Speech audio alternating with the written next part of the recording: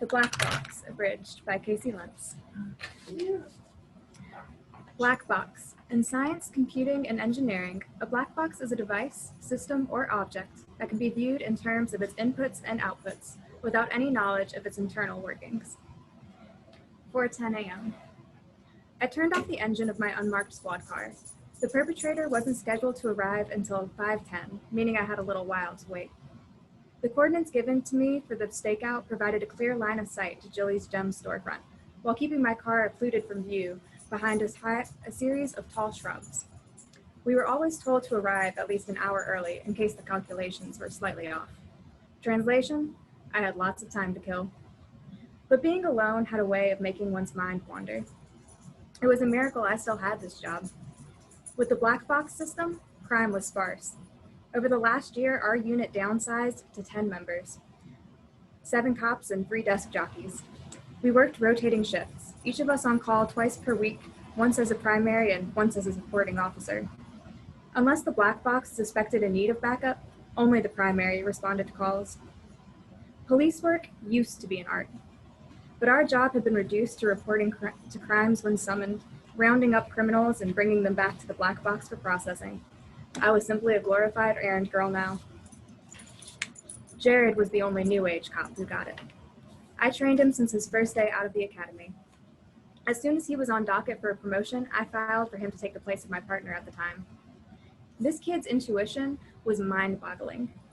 For the long list of perpetrators we brought in, he predicted the outcome of 90% of their black box trials. He was so good that the office started to bet on his predictions.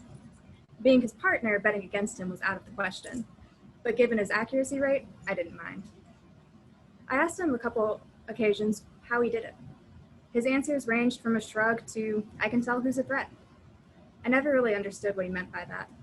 We caught criminals, so wasn't everyone a threat in some respects? Recently, we started sharing some conspiracy theories, so I assumed maybe he had gotten good at identifying those trends. When he transferred out of the force about a week ago, I knew we had been onto something with that last theory. Cops didn't just transfer out of their line of work, especially not cops like Jared. 5:10 a.m., right on time. My gaze zeroed in on the perpetrator as he crouched down in front of the door to Jilly's Gems and worked to pick the lock. Stepping out onto the pavement, my eyes still trained on the thief, I began removing my taser gun from its case. Though this guy didn't look like a runner, nor was he packing, I followed the details given by the black box, to a degree.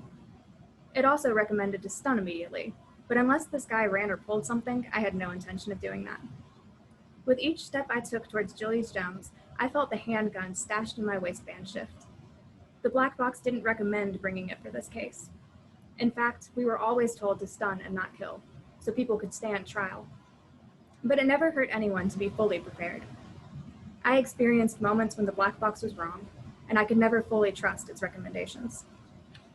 I peeked my head around the last hedge, lining up my taser gun with my target. I was close enough now that I could see the sweat dripping down the man's face each time he checked over his shoulder. He wiped his forehead with his sleeve before his hand retreated to the deep pocket on his overalls, most assuredly tucking away his lock-picking tools. He checked over his shoulder once more before standing and reaching for the knob. "Hands in the air! You're under arrest!" The man immediately dropped to his knees and shot his hands toward the sky, trembling. I approached, my taser still trained on him. Towering over his shaking form, I removed my cuffs from my waistband and tucked away my taser. It didn't look like I'd be needing it. "Sir," I said as I stepped closer, "I'm going to cuff you and read you your rights."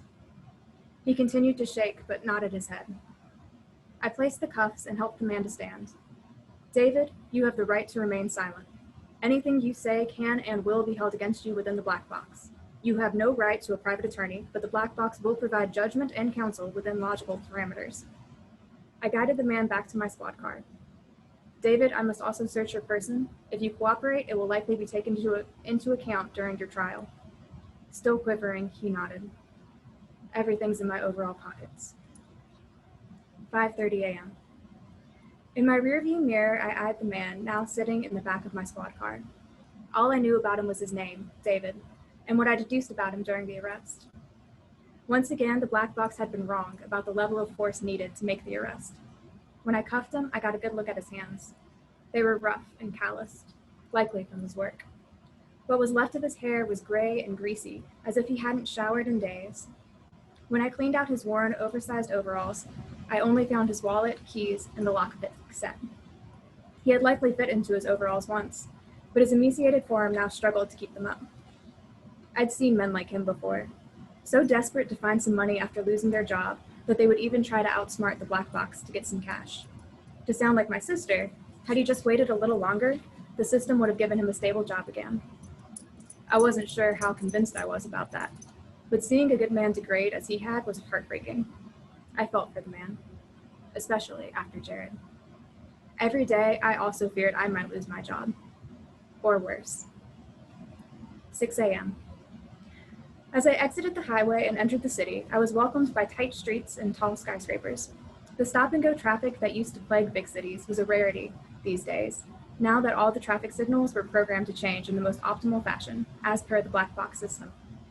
No one knew how exactly it was done, but after being given over a century worth of data, the black box system spat out the most optimal configurations for nearly everything. 4 blocks into the sea of skyscrapers, the city opened up to the square. My gaze swept over beautiful views of the park I had frequented with Jared on our lunch breaks. We would spend the hour chatting over new arrests and further fleshing out our theories. I continued to drive deeper into the city's heart. Trees edged the green lawn surrounding the black box memorial fountain at the city center. It was simple, a black marble cube surrounded by a large basin of water. Water emerged from the top of the cube, enveloping it as it ran into the basin below. I'd always believed that this was meant to symbolize the untouchable nature of the real black box, but maybe I was just fantasizing. The fountain stood as a reminder of how our world was saved by the original black box in DC. When the DC black box was in its test stages, the world faced famines, high crime rates, and an impending world war. Its expertise was used at a UN meeting, and not only crushed the lurking world war, but ended all smaller skirmishes across the globe over the following year. This feat led to the black boxes being installed in cities all over the globe. As the fountain disappeared behind the trees, the true marvel of the city could be seen, the real black box. Sleek, simple, and true to its name, the large cube, crafted completely from obsidian, stood 4 stories tall, its sides illuminated by lights. At its base, the columns and grand steps of the old courthouse remained, leading to the entrance. It was fitting to have these boxes replace old courthouses, since they became the new judges, lawyers, and jurors of our society. All cases were taken within its walls for deliberation. It determined every outcome and how each outcome was reported. 6:15 a.m. I returned to my desk upon finishing the electronic processing for David. From his files, I found he had a wife of 20 years and 2 kids. He was just laid off from his job as a locksmith, which explained his skills when attempting to break into Jilly's gems. Prior to his layoff, he'd been taking extra hours, likely to save up to send his oldest to college. I'd been on the force for nearly 20 years, of which only the last 10 were spent under the jurisdiction of the black box. I'd seen situations like this prior to its control. As long as there was no weapon involved, men like David, who were stealing for their family, were guaranteed little to no jail time. With the black box in control, there was no telling how David's story might end, though I prayed I might find him among tomorrow's success stories. 7 a.m. Bing! The daily update email appeared in my inbox as it did every morning at 7 o'clock sharp. I immediately dropped everything I was doing to read it. Ever since Mildred, an innocent old lady, ended up in the obituary, I recorded anything suspicious in these case outcomes. I wasn't clear whether I was falling into my old habits as a cop, trying to build a case against the black box, or if I was doing this more for my own sanity. Opening my lower desk drawer, I removed my tea-stained notepad as I started to scan the email. The name of a politician caught my eye. He was brought in yesterday for drunk driving, but released soon after his appearance at the black box. I scribbled down this instance in my notebook. What could the black box be planning with him? Why wasn't he prosecuted? In an incognito window, I started a search on the politician. Everything I found suggested he was a radical who unpopularly questioned our reliance on the black box. With a stance like that, I was surprised the black box hadn't taken him out. But then again, according to the polls, there was no chance of him winning. Maybe a few people like me and Jared agreed with his skepticism, but no one was stupid enough to speak up. Except for him, apparently. I supposed the black box might let him continue on as long as it didn't see him as a threat. Molly. I quickly closed the window on my computer and chucked my notebook into the drawer before turning it to my supervisor. Yes, ma'am? I know your shift ends at noon today, but until then, can you watch for incoming cases? I nodded and stood from my rolling desk chair, closing my drawer with my foot before I exited my cubicle. At the end of the hall, I turned into the case faxing room. Every case assigned to us by the black box printed out here. Each document contained the time, location, description of the crime, description of the perpetrator, and his or her name. When the file printed out, it was assigned to the officer on duty that day. They were then given half an hour to memorize its contents before the document was shredded. We weren't supposed to keep paper copies of any cases, since all the records were saved within the black box.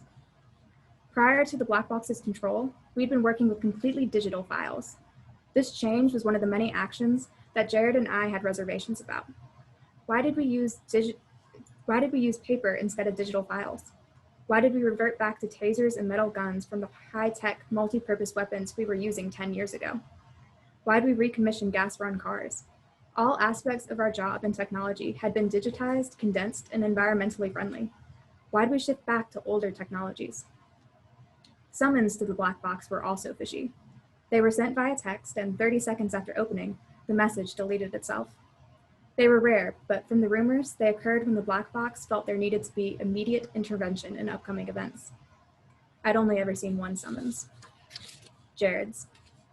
After his summons, Jared quit the force. I hadn't been able to get in contact with him since, but from my search today, I found he had taken up a position as the drunken politician's personal bodyguard. That couldn't be a coincidence. No one had that quick a job turnaround, from cop to private security. I'd have to try and meet up with him to talk through all of this. Ding! I removed my phone from my pocket to read my message.